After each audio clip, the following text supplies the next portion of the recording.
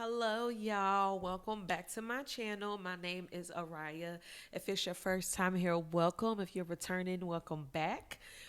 We got some shit to get into today, y'all. So, as y'all know, I am big on us just women realizing our own power. Okay? And it wouldn't be right if I did not talk about the book, one of the books, one of many books that has absolutely changed my life, changed my perspective, helped me change my relationship with myself.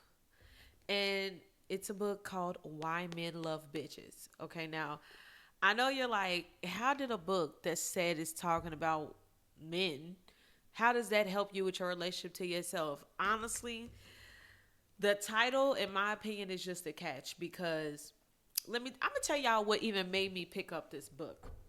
So I was just in a space in my life where, I haven't been in a committed relationship since my son's father, but I've had situations and stuff like that. And I was just kind of sick of the way all of the like situations were playing out.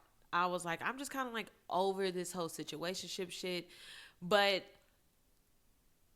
what was weighing on me more was not the situations that itself, like the relationships themselves. It was how I was feeling about myself. Like I just think with each situation, I was just feeling worse and worse about myself and why did this keep happening to me, and not realizing that I'm the one allowing these things. And so I was just sick of it. I was sick of like feeling like every time I started talking to someone, like they just kind of became like the center of my world. I was tired of just feeling like I don't know. I was just tired. I was just tired. And so a girl on, I think I saw it on Instagram, she had posted herself like reading it. She had read like a line out of the book and she talked about like, oh my God, now I gotta go self-reflect. And I was like, shit, I need to get that book. So I got the book, y'all. And literally I didn't even finish the book. I got, I think it's 12 chapters in the book. I'm halfway through the book. But I have not picked this book up to read it in a couple of months just because once I started reading this book, and it gave me new perspective for my own life. Because up until I picked this book up, the only way I knew how to exist when it came to men was like start talking to a man, start trying to kind of like prove that I'm a good fit for him or something, like trying to prove that I'm wife material or just whatever. Like I was sick of the performance. I was sick of feeling like I was performing. It was not getting me anywhere. I'm getting the same result. I keep getting all these inconsistent ass men coming my way. Like I have to figure this shit out. Like I was like, I have to figure it out. So that's what made me even pick this book up in the first place. And what I thought I was gonna get from the book, I thought it was gonna teach me exactly what I needed to do to get a man. Right. And I know that sounds shallow or whatever, maybe, but for a long time, up until I really started doing some of the work that you need to do when you read this book, you don't want to just read a book and be like, oh yeah, that's good. You actually want to apply it in your life. But before I started doing the work, I was just at a place, I was just kind of like, I was just tired, and I just thought it was going to teach me how to get a man. Because, well, yeah, up until I started doing the work that you need to do when you get this book. I thought the ultimate thing that I wanted to achieve in life was marriage. And just after a lot of self reflecting and soul searching, I realized that for me, that is not my ultimate desire in life. Like, would it be cool to find a husband? See, would it be cool for a husband to find me? Absolutely. Would it be cool to have someone and or have a boyfriend? Like I've never even had like a long term boyfriend. Um, sure, it would be cool, but I'm just at a place where that's just not the focus. I'm not really desperate for it. I feel like I was so desperate for it at first. Like I'm just not really desperate for it. Like if I meet a guy that's cool, but I just I've just developed such a great relationship with myself, and so I just want to talk to y'all about some realizations that I had reading this book. Okay. And actually, over the next couple of weeks, we will be getting into this book. That's just what I want to do. I mean, there's so many great concepts. Each chapter, each sub chapter is so rich. Like, I really recommend y'all get the book, and I'll have a link to it in the description if you want to go and get it. But if not, like, just tune in every Tuesday, and we're going to be talking about this book for like the next couple of weeks. The first realization that I had when I read this book was I was too easy. And at first, I did not want to say it like that because I'm like, that's just going to make me sound like I'm just going. I kind of was. But I was too easy. And I'm not talking about necessarily sex. I was too easily flattered.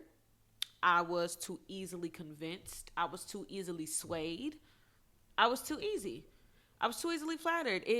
I noticed for myself a pattern that I had was, I think because for a long time I was so insecure about my looks and I had really low self-esteem that when a guy, told me I was beautiful or like that or told me I was cute, whatever, I used to that used to be enough. Like, oh, he thinks I'm pretty.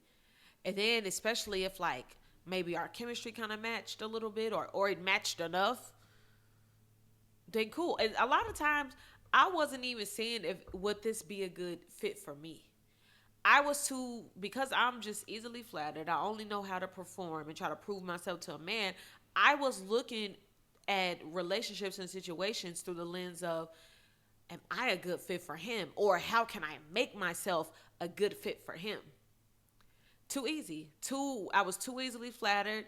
And then, like I said, too easily convinced. Sometimes there were things I didn't want to do. And like I said, I'm not only talking about in a sexual manner, because I know like a lot of times we think too much on the sex aspect of things, which it's a part of it. But I just noticed in all areas, like I was just too easy and I wasn't standing on my own 2 feet. You know how like, say you and your homegirls are talking or something like that, or your homegirl's talking about her dude and you like, girl, stand up. Like for yourself, like stand up. I was not standing up. I was like, and Coming to America, when the girl was like, whatever you like that was me in a way. And so to an extent.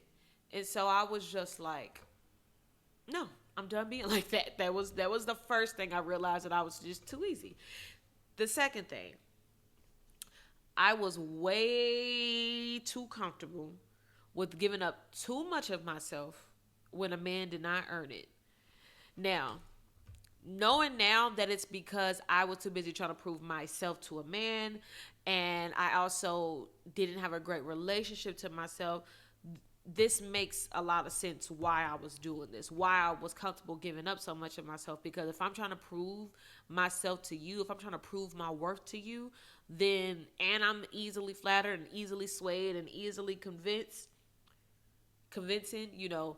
of course I'm going to give parts of myself up. I'm going to keep giving parts of myself up because I'm thinking eventually one day you're going to see my sacrifice. You're going to see how it was late at night and I had just got off of work and I was tired, but I still came over to come lay with you. You're going to see, like, I was just giving way too much of myself. And I realized I had to stop that shit. Okay? I had to stop it. In the book, she talks about how men usually like women, and it's a specific type of man. The title of, they usually like women who present somewhat of a mental challenge. And so I'm going to read right out of the book.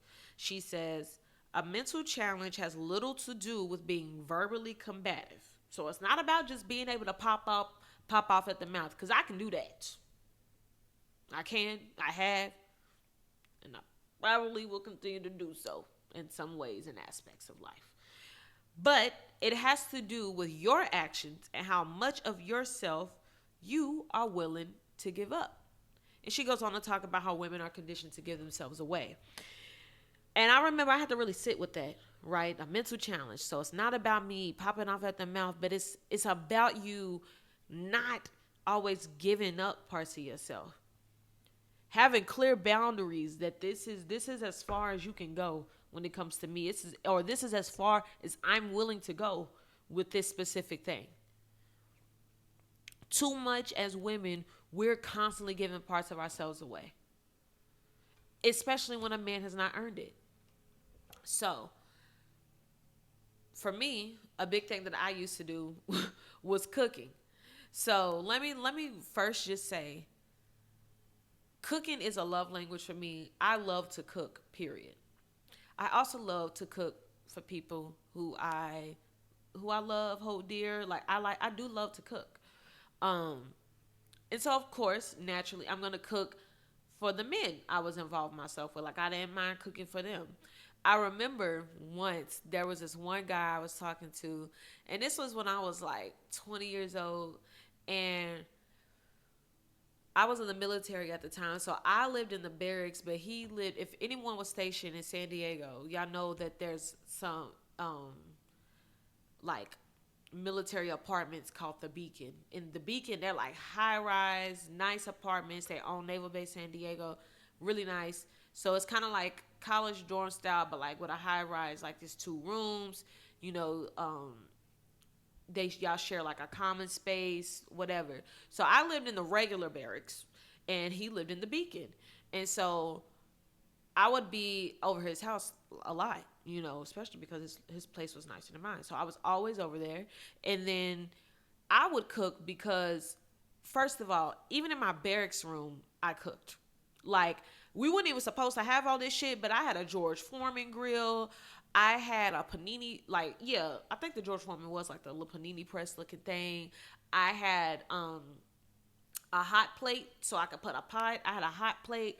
I had a griddle. I had stuff to cook in my barracks room because, like, I've been cooking since I was 10 years old, baby. One thing I'm going to do is feed myself, and I know how to do it myself. So I was cooking, and I wasn't about to keep eating at the galley. So that's what I would do. So when I'm talking to him, he live in the Beacon, you have a full kitchen, like a whole ass kitchen, dishwasher, microwave. Like, you got a full blown modern kitchen. So I would go over his house. Like, I'd be like, hey, can I like use your kitchen to meal prep? I would meal prep. And then me just being the woman that I am, the type of girl that I am, like, I'm not going to cook for me and not cook for you. And then even sometimes when his friends was over there, that's just me. I don't know if it's like the Southern hospitality in me. I was raised very domestic in a way, and I'm not going to ever try to suppress that part of me to try to prove any points. That's just me. That's just how I am. But so I would cook, and me and him had an understanding because he was going to be getting stationed somewhere else. Like, I thought we had already had an understanding that, this thing that me and him was doing, it was fun, but it was temporary. Like, you're literally about to go get stationed in, like, on the East Coast somewhere. Cool. We're just having fun while we're doing it. But I didn't realize till we had a conversation. Well, one, this is something that I noticed that men do. He started kind of acting different. So I'm like, And then he was like, we need to have a talk. So we had a talk. And I was like, what's up?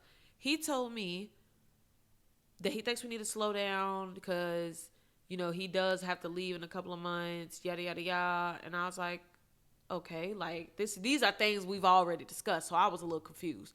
So I'm like, okay, like, I get that. Why? What's making you say this? Like, why do you think we need to change the pace? And he was like, well, because, like, you be cooking all the time and stuff like that. And so I just, and I'm just like, whoa. Wait. Nigga, first of all, I'm like, I cook because I cook. Like, I'd be cooking even if it wasn't in your kitchen.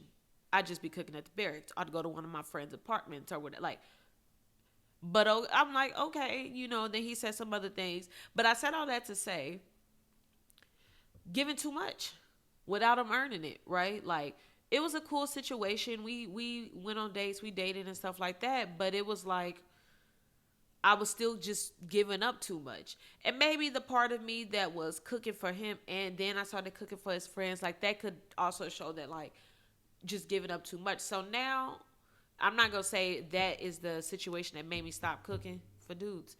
But now I am to the point to where I'm like, yeah, I'm not doing that unless like I'm not gonna cook for a man unless it's like actually my boyfriend. Like no more talking stage meals out of me. Okay. So that was the first that was the second thing that I realized. I was too comfortable with giving up too much of myself without the men earning it. The next realization that I had, okay. Now, this realization sometimes it's a harsh truth because no one wants to just blatantly out loud say I don't have self-respect. But I needed to have more self-respect. That was something that I noticed with myself when I was reading this book. I was like, oh, and also that it's okay to have conditions. You are allowed to have terms and conditions for the people you want to involve yourself with. For so long, I thought that that sounded shallow. That we should try to unconditionally love and all these different things. But baby, listen, I am not Jesus. I'm not gonna say that I unconditionally love anybody or anything. Everything has conditions. Like that's just it. That what is unconditional love? Who why would you do that to yourself? You can I'm a In the book she says you can unconditionally love the person after they meet your conditions, okay? She says there is no way to hold your own in a relationship and simultaneously accept rude behavior. Now, I'm gonna park it right there really quickly because this is what I try to tell some of the people I have, around me that I'm close to, that I'm friends with, in relationship with, whatever. This is what I tell my homegirls all the time when it comes. This is one principle that I can honestly say that I had already kind of understood and understood for myself was that you can't accept like rude behavior and disrespect. I told y'all before, I don't know if it was like one of my old podcast episodes or if it was on this channel yet, but remember I told y'all about how my guy best friend that was used to talking crazy at the mouth to everybody else, or he would call other girls bitches, but I wasn't accepting that shit. Like, yeah, don't accept it. You cannot hold your own in the situation if you letting somebody just blatantly be rude to you. This she says, there's nothing wrong with having a little self-respect and a few conditions. Condition number one, right, is that the guy books in advance. And the message is that your time and attention are valuable. Now, at the time that I had read this book, y'all, I was actually dealing with someone who had no respect for my time. And this is not theory, this is fact. I mean, his actions show me that this was a fact. He had no respect for my time. Oh my God.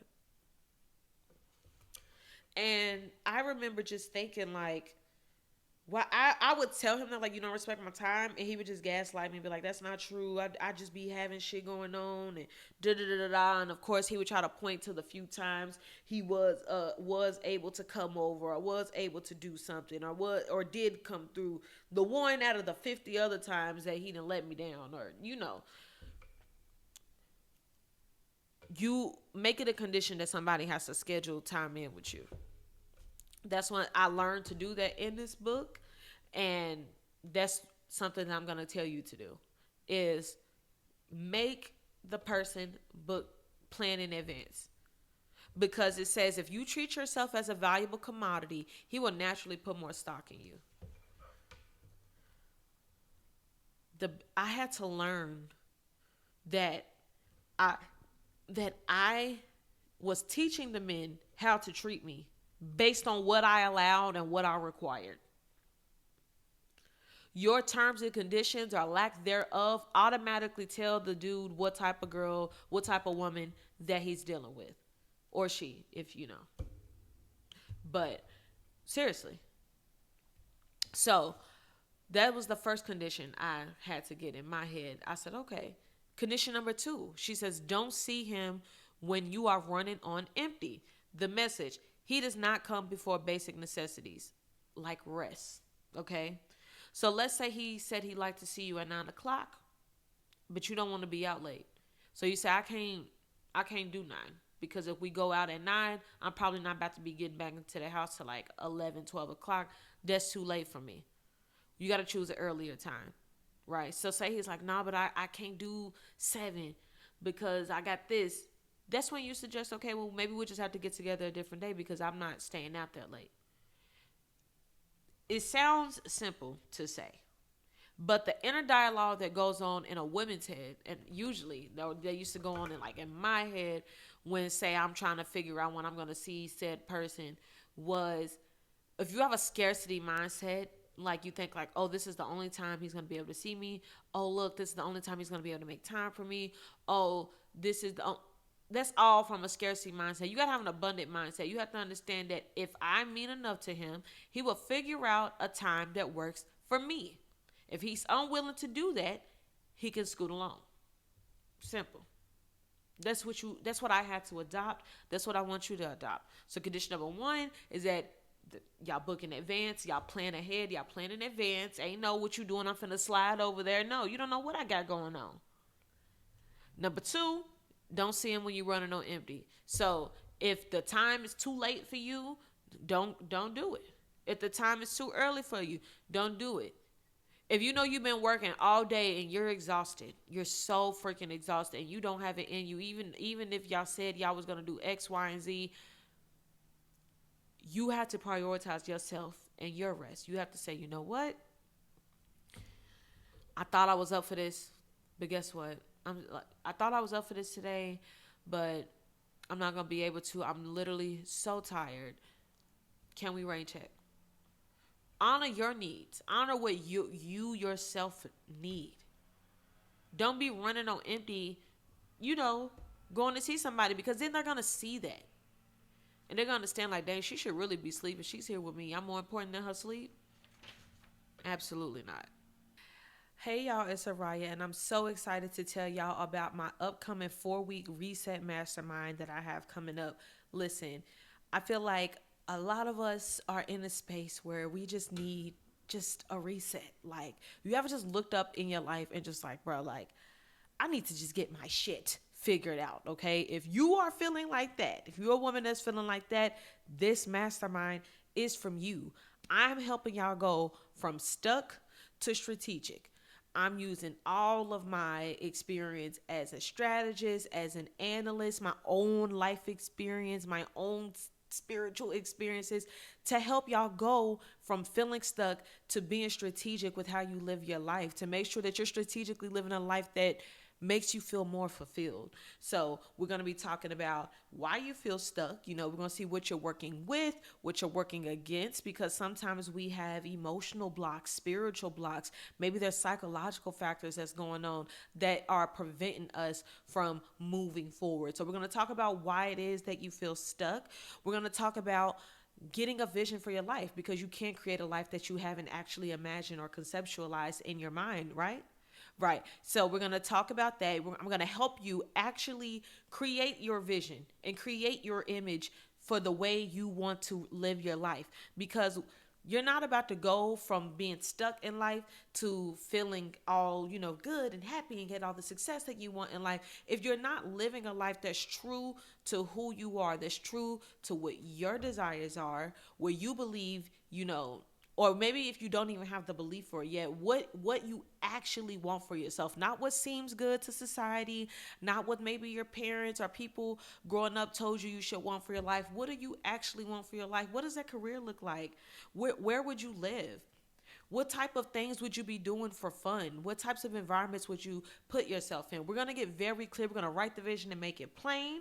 And then we're going to actually put you together a plan. A real strategy. You're going to leave the mastermind with an actual strategy for what you need to do to go from where you are to where it is that you want to be in your life. I want to help y'all, okay? It's going to be on Tuesdays from 8 p.m. to 9:30 p.m. Eastern Standard Time, okay? You're going to get a one-on-one session with me. So you're not just going to get the group coaching. You're not just going to do learn and write things down in a journal on your own, you actually get to talk to me. We're going to actually have a life strategy session where I'm going to help you conceptualize what it is you want for your life, and we're going to put together a real legitimate plan that's personalized to you. You're also going to get a copy of my ebook for free called Girl Let's Go. All right, you get that by participating in this mastermind, as well as access to a private Telegram chat. So if that sounds like something that you would love to take part in, you get all of that for only $99. Okay? Go ahead and sign up in the link in my description, and I hope to see you come May 6th. Condition number 3. If you aren't having fun or he isn't good company, end the date immediately and give a superficial explanation as to why. The message is that you have a standard of how you expect to be treated. Period. Okay? I cannot tell you there's been times I have walked out on dates. I'm not gonna lie. I've definitely said I was going to the bathroom, got in an Uber and went home, told them that I couldn't do it. Like, I've done that before. But you have to respect yourself. These is all conditions that would make you respect yourself. Right. Making somebody value your time by planning in advance, yeah, that's self-respect. That's you respecting yourself. Not going to see, a potential partner when you're running on empty, that's you respecting yourself. Because one, you need to respect your own needs, which is that you need rest, that you probably need some solitude so you can recalibrate, so that when you do go mingle with him, that you can go, you can bring your full self to it, and you can be aware that you're not going to be as susceptible to being maybe swayed or manipulated or anything like that. And then if you're not having fun or the person isn't good company, to just part ways. You owe it to yourself to do that. Why? If you're not having a positive experience on a date with someone that, like, partners in life are optional. You're not born with a husband. You're not born with a wife. You're not born with a boyfriend. You're not born with a girlfriend or they friend or them friend. You're not born with it. You choose to have these people in your life. You choose to be in and engage with and maintain these relationships. If it's not a positive experience overall, if you're not having fun, if he's a fucking jerk, leave. Who cares? Leave. Have some self-respect. And I'm going to quote in the book. She says, she has a whole bunch of attraction principles in the book. As you can see, I like to highlight. She has attraction principles in the books, and this is attraction principle number 13. She says, whether you have terms and conditions indicates whether you have options. Almost immediately, you present yourself as a doormat or a dream girl. When she says it indicates whether you have options, this is not whether you have options of men. Because who cares? He probably does or doesn't care if you have options as far as men goes. Even if he doesn't, it really doesn't matter. Options in life. Options as in, listen, I got some other shit that I can be doing. I don't have to be doing this. So, these are my terms and conditions. And then that's why I'm not offended when men have their own. Because I have some too. Honey, can't know anybody just come over here thinking they about to start dictating absolutely anything. It's not happening. And I'm not going to come in your space, in your life, thinking I'm about to start running your life either. So, you need to have terms and conditions. You should. Everything else you sign up for has terms and conditions. The credit card, that phone agreement, every time you download an app, everything has terms and conditions. Why would you not do the same for yourself? And terms and conditions, she says, are a novel idea for the woman who's too nice. But you shouldn't leave home without them. Unconditional love is a beautiful thing. Just be sure to give it after your conditions have been met. The fourth thing that I realized from reading this book was it helped me to realize my own power. Power is the control you have over yourself. Okay? It's the control you have over yourself.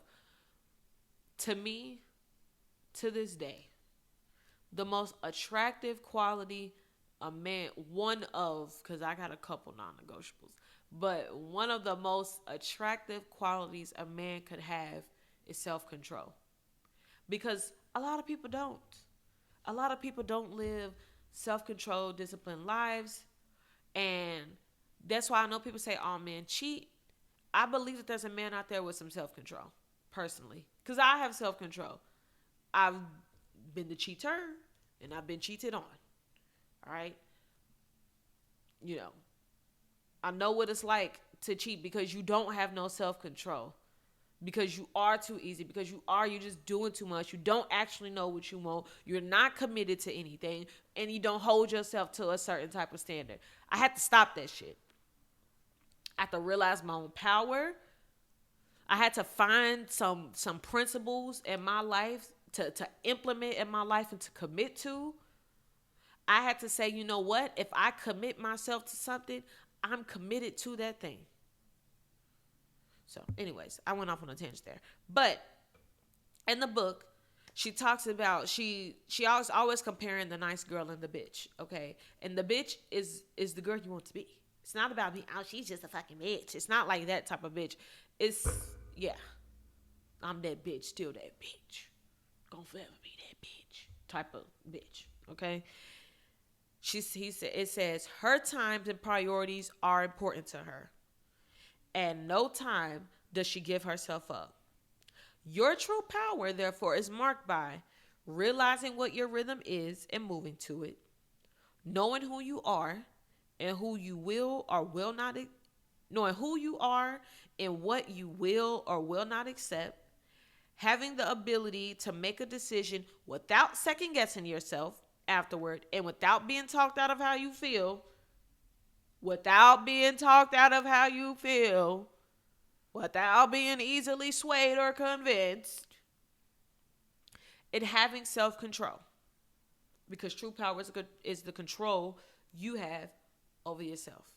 This book has helped me tremendously when it comes to just really figuring out my own shit, because I originally read this book with the intent on like, how do I get a man? How do I get a better man? Or how do I start attracting better men? And I'm realizing now the reason why the bitch in this book is as magnetic as she is because she has a life of her own and values of her own and respect and such a great relationship with herself that it does draw people in. It does draw men in because they just seen how much she just has her own, how she really holds her own. This book helped me have a better relationship with myself. It helped me realize that, girl, what do you feel like you deserve? With or without a man. If you never was able to have another man a day in your life, what would you still want to experience? And how can you go give that to yourself? How can you go have relaxing days? Can you go take yourself out to eat to a nice restaurant, get dressed up, get cute for the sake of looking good for yourself, being out, people watching, like whatever it is. So I really do recommend that y'all get this book. Like I said, this book has just been, it's transformed me in so many ways. Let me tell you when I realized that it was really sticking. Okay. And I'll say this before I go. I really realized that the materials in this book was really sticking with me when the situation that I was in when I first started reading this book was, we had got to the part from it was good and then it wasn't, right? And it was at a point in the situation where I was just like, I just really wasn't feeling it for real no more. At this point, it's like, why am I even still doing this to myself? Okay, so I was talking to a guy and things were cool. We had a personal and a professional relationship, so that was that. And then I remember he, thank God I can cut this shit out. But it got to the point to where, he wasn't respecting my time. Because I live close to his job, he think it's okay. Oh, I'll just come see you before or after work, or before I train this client, and after I do this or whatever. And so I was already starting to feel like, okay, like my time is not being respected, because why does he keep, putting it off? And then the energy had just kind of shifted in the situation. We were sexually involved, and stuff like that. But the energy just kind of started to shift. And then when I had addressed it, because I'm like, okay, like, I feel like you don't have any space for me in your life. He was gaslighting me, telling me that's not the truth. That's, oh, I do have space for you in my life. I just got a lot going on. Like, how you gonna say I have space for you? I just have a lot going on. Okay, you have a lot going on. That's why you don't got no space for me. Anyways, we literally, I remember me and him, we had a little talk about it. Like, I had a conversation with him about how I was feeling, and how I felt like he didn't have no space for me in his life. He gaslit me, told me it wasn't true. I kid y'all not, 2 weeks later, he comes trying to act like it was his idea and say, oh, I'm just not at a place in my life where I could be, where I could be in like a real relationship or something like that, and da. So I'm all pissed off, because I'm like, boy, you acting like that shit was your idea. I told you this shit 2 weeks ago, and you tried to act like that I was tripping. Why didn't you just say it 2 weeks ago? He was gonna say, because like I didn't want to hurt your feelings or something like that. So that pissed me off, because that already also just showed me how you see me, because you clearly must think I'm a little kid, that I'm asking you questions that I don't really want the answer to. No, I'm asking you because I feel something, and we need to just go ahead and address it. But you was the one that prolonged this 2 weeks further. So anyways, we had that conversation. I went off, whatever, but I was still involved with him. I was still hooking up with him. Like I said, we still had a professional relationship, stuff like that. Then I just kind of got over it. Then the hurricanes happened and stuff like that here in Tampa. And if you live in Tampa, or if you ever been through like a hurricane, gas is scarce after a hurricane hits. And so, hell, before and after, because people are trying to get the hell out. And so I remember he asked me, like, hey, you want to come over tonight? Mind you, he always waits till it's late, not giving me any real time to see if that's something I want to do. But it was late. He's like, do you want to come over? We can go grab something to eat, yada, yada, yada. So I was so used to just saying, okay, yeah, that I was like, okay, yeah. And it got to the point where I'm driving over there, y'all. And I just remember thinking, like, okay, I'm recording. Hey, go in the room so I can finish this, so I can get you something to eat. I'll make you a pancake, okay?